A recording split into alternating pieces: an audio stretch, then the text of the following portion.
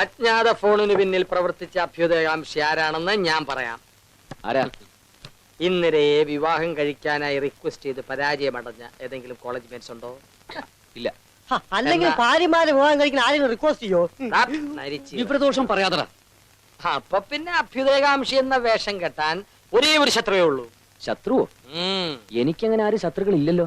ഉണ്ടല്ലോ, കറിയാച്ചൻ. അങ്ങനെ വാക്ക് ഇംഗ്ലീഷ് ഇല്ല.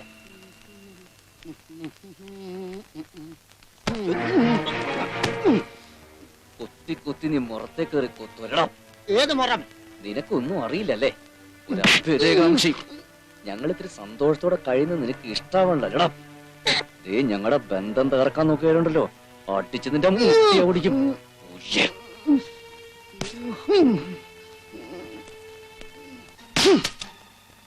നിങ്ങൾ തമ്മിലുള്ള ബന്ധം തകർക്കരുതെന്നല്ലേ? എന്റെ മുട്ട തല്ലി ഒടിച്ചിട്ട് എന്റെ ഭാര്യയോടൊപ്പം നിനക്ക് പൊറുക്കണം.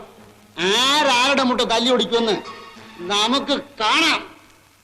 വരൂ, കമ്മിങ്. ഇങ്ങോട്ട് സിറ്റ് ഡൗൺ. ഇരിക്കൂ. പിന്നെ അണ്ണാമാരെ അവിടെ വെക്കൂ. പേഷ്യൻസ് മാത്രം ഇവിടെ ഇരുന്നാ മതി. അറ്റൻഡേഴ്സിനെ ആവശ്യമുള്ളപ്പോ വിളിക്കാം. ഫസ്റ്റ് ട്രീറ്റ്മെന്റിന്റെ റിയാക്ഷൻ എന്തായിരുന്നു? കള്ളക്കാമുകനകത്തുള്ളത് കൊണ്ടാണ് വാതിൽ തുറക്കാത്തതെന്ന് പറഞ്ഞ് ബഹളം കൂട്ടി.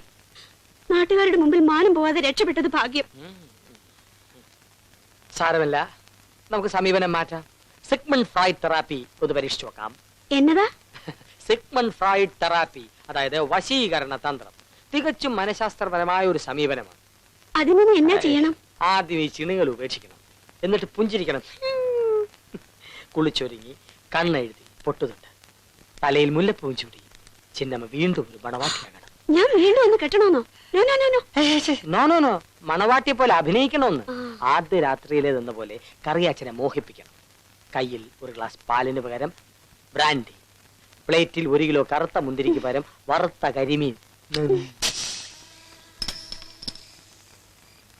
ദാമ്പത്യ ജീവിതത്തിൽ ഒടിവുകളും ചതവുകളും സാധാരണമാണ് സാർ.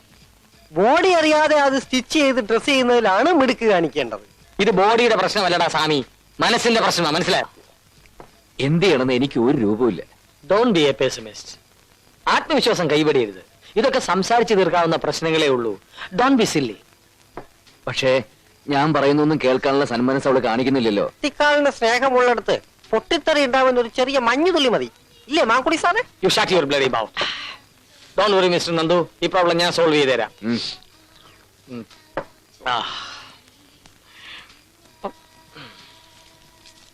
അട്ടിപ്പ ഉടയ്ക്കടാ.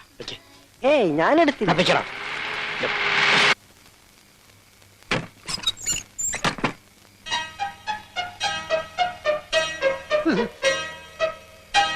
സോറി, വീട് മാറി. കറിയേട്ടാ,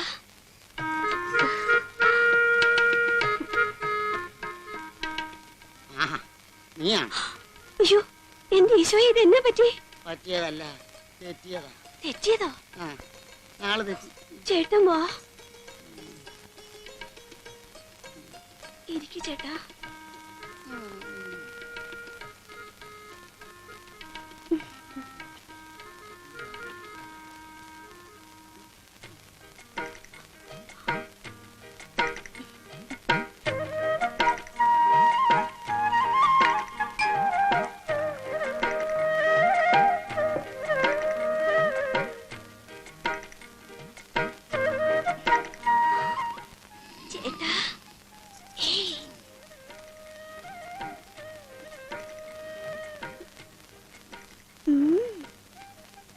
ബ്രാൻഡിയാണ് ചേട്ടാ.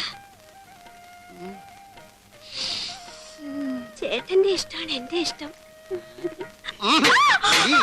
എന്നെ കുടിപ്പിച്ച് പൂസാക്കി കിടത്തിയിട്ട് കള്ളക്കാമുകനായിട്ട് കൂത്താടാനുള്ള പ്ലാനാണ്. ആത്മഹത്യ അല്ലാതെ എനിക്കിനി വേറെ ഒരു പോംവഴിയില്ല. അയ്യോ, അങ്ങനെ ചിന്തിക്കാൻ വരട്ടെ. സമയമാകുമ്പോ ഞാൻ പറയാം, അതിനുള്ള വഴിയും നിർദ്ദേശിച്ചു തരാം. ഡോക്ടർ പറഞ്ഞതുപോലെ കുളിച്ചൊരുങ്ങി മുല്ലപ്പൂവും ചൂടി കരിമീൻ ഫ്രൈയും ബ്രാൻഡിയും കൊടുത്തു. എന്നിട്ട് പ്രയോജനം കിട്ടിയല്ലേ? ഇല്ല, അടി കിട്ടി. ഓഹോ, അപ്പൊ സിഗ്മണ്ട് ഫ്രൈഡും കീറിയല്ലേ? ഫ്രൈഡ് ആയാലും റോസ്റ്റ് ആയാലും അത് എന്നോട് ജയിക്കാൻ പറ്റില്ലെന്ന് ബോധ്യായി സർ. അതുകൊണ്ടാണ് ഞാൻ ഈ തീരുമാനത്തിലെത്തിയത്. നോ നോ നോ, സമീപന രീതികൾ മുഴുവൻ ഞാൻ പ്രയോഗിച്ചു കഴിഞ്ഞിട്ടില്ല. അറ്റ കൈ പ്രയോഗിക്കാൻ സമയമായി. Start action. അയ്യോ, എന്തിനാ കഥ അടയ്ക്കുന്നേ? അയ്യോ അയ്യോ അയ്യോ അയ്യോ എന്റെ അമ്മയ്ക്ക് അയ്യോ എന്റെ ചിന്നമ്മേ, എന്നെ അടിയാടി. അയ്യോ അയ്യോ അയ്യോ എന്റെ പൊന്നു ചിന്നമ്മേ, നിനക്ക് എവിടുന്ന് കിട്ടി ഇത്രയും ബലം? ഈ ബലം പവർ മാർട്ടിന്റെയോ ജീവൻ ടോണിന്റെയോ അല്ല, ഡോക്ടർ ഗോൺസാൽവസിന്റെ. മര്യാദയ്ക്ക് ചോറിട്ട് കിടന്ന് ഉറങ്ങാൻ നോക്ക്.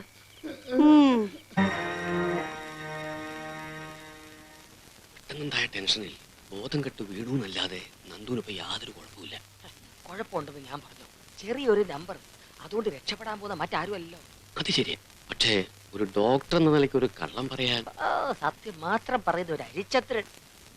അതല്ലടോ, ഈ കളി പൊളിഞ്ഞാൽ ഇന്ദു സത്യം അറിഞ്ഞാൽ എനിക്ക് ധൈര്യമില്ലടോ. എനിക്ക് ധൈര്യമുണ്ടല്ലോ. എല്ലാ കാര്യങ്ങളും ഞാൻ തന്നെ ഡീൽ ചെയ്യാൻ പോകുന്നു. ഇന്ദു തന്നെ വിശ്വസിക്കൂ. Why not? ഇന്ദിരയുടെ മുമ്പിൽ ഞാൻ മനസ്സുഖം മാത്രം കൂട്ടിയല്ല, ഡോക്ടർ ഗോൺസാൽവസ് മനഃശാസ്ത്രം മണിച്ചിത്രത്താഴ്. ഓക്കെ, കുറെ നേരം ആയാലോ രണ്ടാളും കൂടി മൂലയ്ക്ക് മുറുമുറുക്കാൻ തുടങ്ങിയിട്ട്. ഒന്നുമില്ല, ഞങ്ങളൊരു കോൺഫറൻസിന്റെ കാര്യം പറഞ്ഞ. ശരി ഡോക്ടർ, ഇവിടെ വന്നു. നീ ഇങ്ങനെ കുത്തിയിരിക്കാത്ത പറ. ബാറിൽ തല്ലുണ്ടായ പരുക്കും വെച്ച് സെന്റിമെന്റ്സ് അടിച്ച ഒരിക്കലും ഇന്ദിരയെ നിനക്ക് തിരിച്ചു തന്നില്ലേ? അതിന് നീ ഭാഗ്യമുള്ളവനാ. ഗോവേണിൽ നിന്ന് ബോധം കിട്ടു വീണ വകയില് നിനക്ക് ഞങ്ങൾ ഒരു പുനർജന്മം തരാൻ പോവാ. എങ്ങനെ? നിനക്കിപ്പോ എന്താ വേണ്ടത്? എല്ലാ പിണക്കങ്ങളും മറന്ന് ഇന്നലെ നിന്നെ സ്നേഹിക്കണം, അത്രയല്ലേ ഉള്ളൂ. എല്ലാം ഞാൻ പറഞ്ഞ് ശരിയാക്കി തരാം. നീ കണ്ണടച്ച് കിടന്നാ മാത്രം മതി. കിടക്കട അല്ല എന്റെ ഇന്ദുട്ടി കിടക്കടാ കിടക്കണം.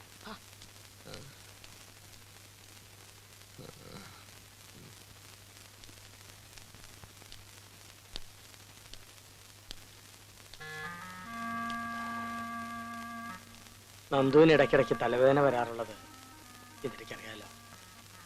പക്ഷെ അത് നന്ദേട്ടൻ എന്താ അസുഖം? ഇങ്ങോട്ട് വരൂ.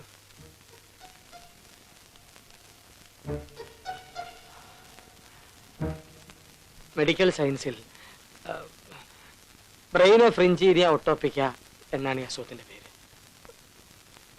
മരിച്ചുകൊണ്ടിരിക്കുന്ന ഒരു രോഗിയാണ് നന്ദു.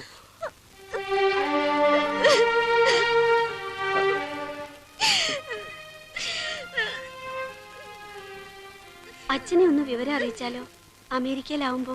അമേരിക്കയിലെന്നല്ല, ലോകത്തൊരിടത്തും ഈ അസുഖത്തിനുള്ള മരുന്ന് കണ്ടുപിടിച്ചിട്ടില്ല. വൈദ്യശാസ്ത്രം ഈ രോഗത്തിനു മുമ്പിൽ മുട്ടുകുത്തി നിൽക്കുകയാണ്. ഇങ്ങനെ ഒരു രോഗിയാണെന്നുള്ള വിവരം ഒരിക്കലും അവൻ അറിയരുത്. മരിക്കുന്നത് വരെ അവൻ നമ്മളോടൊപ്പം സന്തോഷമായിട്ട് ജീവിക്കട്ടെ.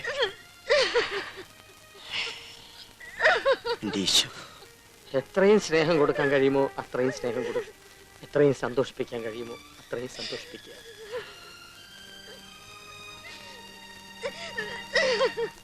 അതെ, ഒരപേക്ഷയുണ്ട്. എന്താ ഫാദർ? 1 മണിക്കൂർ വിട്ടു തരണം. കോളേജ് ഓഡിറ്റോറിയത്തിൽ വെക്കാനാ. കുട്ടികൾക്ക് ബോഡി കാണുകയും റീത്ത് സമർപ്പിക്കുകയും ചെയ്യാലോ. അതിന് മരിച്ചിട്ടില്ല അച്ചോ. മരിച്ചിട്ടില്ലേ? ഇന്നലെ അറിഞ്ഞപ്പോ കരിഞ്ഞെന്ന്. അതിക്രമങ്ങൾക്ക് മാപ്പും പാപങ്ങൾക്ക് മോചനവും ലഭിച്ചവൻ ഭാഗ്യവാൻ. കർത്താവ് കുറ്റം ചുമത്താത്തവനും ഹൃദയത്തിൽ കുറ്റം ചുമത്താത്തവനും ഭാഗ്യവാൻ. ഞാൻ പാപങ്ങൾ ഏറ്റു പറയാതിരുന്നപ്പോൾ ദിവസം മുഴുവൻ കരഞ്ഞ് എന്റെ ആത്മാവ് ക്ഷയിച്ചു പോയി. നീ എന്തിനാ വാതിലും ജനലും അടച്ചു കുറ്റിയിടുന്നേ? കിടന്നുറങ്ങണ്ടായോ? സമയം എത്രയെന്നറിയോ? ഓ, ഉറങ്ങാനാണ്. നീ കുതിരയെയും കോബ്രകഴുതയെയും പോലെ ബുദ്ധിയില്ലാത്തവനാകരുത്. കടിഞ്ഞാൺ കൊണ്ട് നിയന്ത്രിച്ചില്ലെങ്കിൽ അവൻ നിന്റെ വരുതിയിൽ നിൽക്കുകയില്ല. ഗോത്രം ഇന്ദു, എന്ത് ഇവിടെ ഉണ്ട്? കിടക്ക. എന്തുപറ്റി? 1-2 പ്രാവശ്യം വൊമിറ്റ് ചെയ്തു. എന്തുപറ്റി ഇന്ദു? പേടിക്കൊന്നും വേണ്ട. ഈ വീട്ടില് ഓടിക്കളിക്കാൻ ഒരു കുട്ടിമാഷ് വരാൻ പോവാ.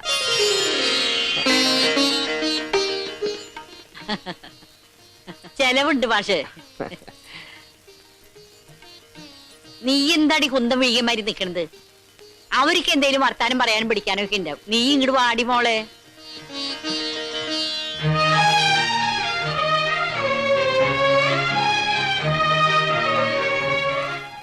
സത്യ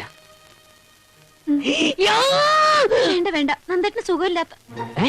സുഖമില്ലേ? അല്ല, നന്ദേട്ടനല്ല, എനിക്ക്. പിന്നെ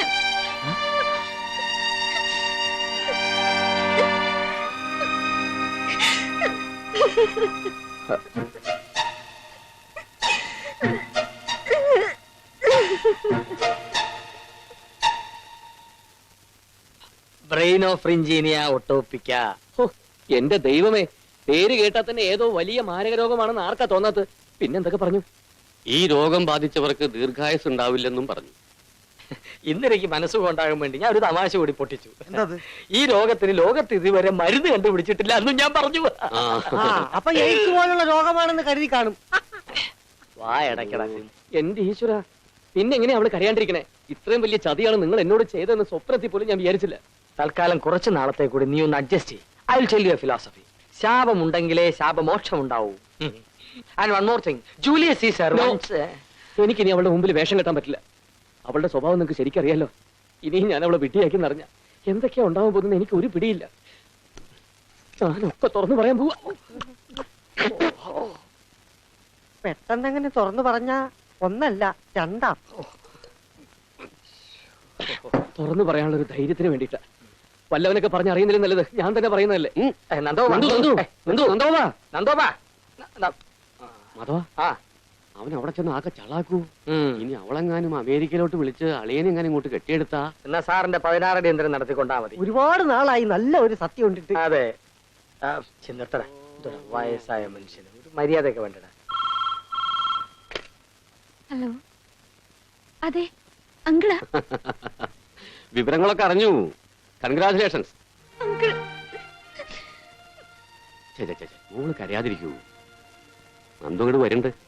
അച്ഛനാവാൻ പോവല്ലേ, ലേശം കഴിച്ചിട്ടുണ്ട്. മോള് വഴക്കൊന്നും പറയണ്ട. ഇല്ല. അയ്യേ, മോള് ധൈര്യമായിട്ടിരിക്കേ.